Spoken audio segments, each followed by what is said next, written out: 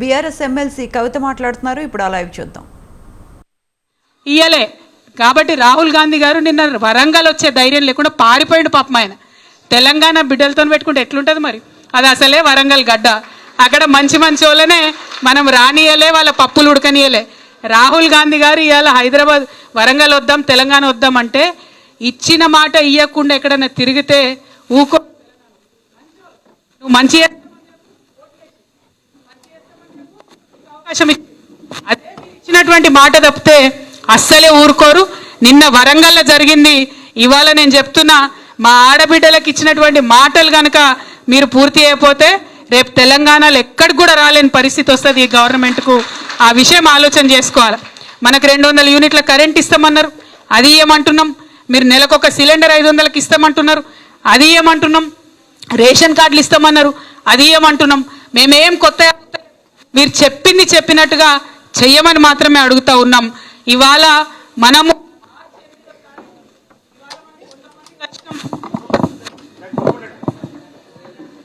ఇక్కడ రేవంత్ రెడ్డి గారు పంపింది మహిళా వ్యతిరేకులు మా మైకులు కట్ చేస్తున్నారు.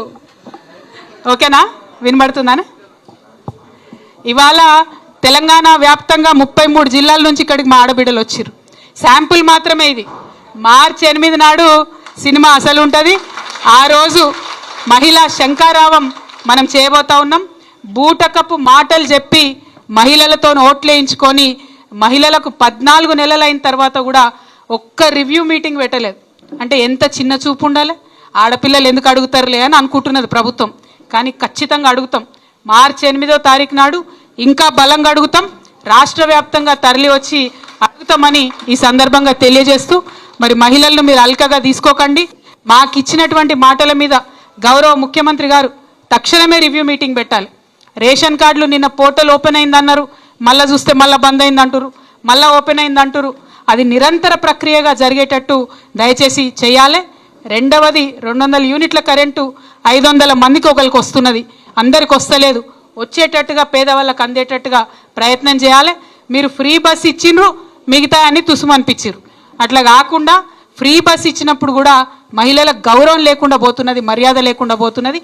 బస్సుల సంఖ్య దయచేసి పెంచండి. బస్ స్టాండ్లో డ్రైవర్లను ఆపేటట్టుగా మీరు స్ట్రిక్ట్గా వాళ్ళకి ఇన్స్ట్రక్షన్లు ఇవ్వండి. ఆర్టీసీ కార్మికులవి కూడా గోస పోసుకోకరి, వాళ్ళ కడుపు కొట్ట, వాళ్ళ జీతాలు టైంకి ఇవ్వండి. మా ఆడబిడ్డలకు కరెక్ట్గా సేవ చేసేటట్టుగా వాళ్ళని ప్రయత్నం చేయండి. బస్సుల సంఖ్య పెంచమని కూడా చేస్తూ ఉన్నాను. మరి ఇవన్నిటి కార్యాచరణతోని ఖచ్చితంగా మార్చి 8 నాడు జరిగేటటువంటి ఇందిరా పార్కులో జరుగుతుంది మహిళా శంకారావం. తెలంగాణ జాగృతి తరఫున జరుగుతుంది. దానికి పెద్ద ఎత్తున మనందరం కూడా హాజరై ఈ గవర్నమెంట్కి మహిళా శక్తి ఏందో చూపిద్దాము. మహిళలకు ఇచ్చినటువంటి మాటలన్నీ కూడా ఇచ్చే విధంగా పోరాటం చేద్దాము. బీడీ కార్మికులు వచ్చిండ్రు, వాళ్ళకి ఇదివరకు మనం 2,000 ఇచ్చినాం, 4,000 ఇస్తామని ఈ ప్రభుత్వం హామీ ఇచ్చింది.